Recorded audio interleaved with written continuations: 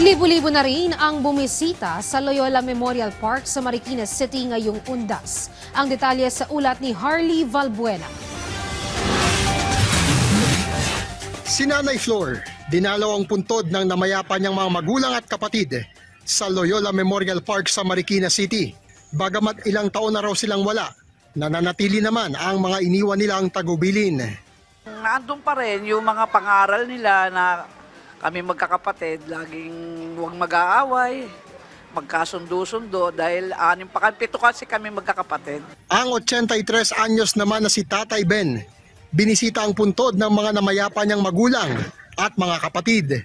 Biglang naging emosyonal si Tatay Ben dahil hindi niya mahanap ang loteng paglilibingan ng kanyang nakatatandang kapatid sakaling ito ay pumanaw. I was inquiring about the location of the two lots that my sister sold to me. And I was told to go to Makati because nothing is buried there yet. Tinutulungan naman ng pamunuan ng sementeryo ang mga nahihirapang maghanap ng puntod sa mahigit 800 ektaryang sementeryo.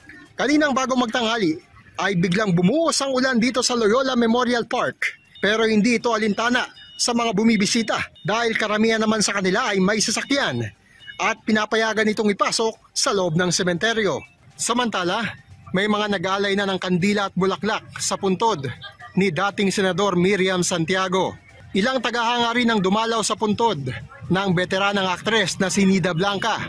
May mga nag-alay na rin ng bulaklak sa puntod ng master rapper na si Francis Magalona.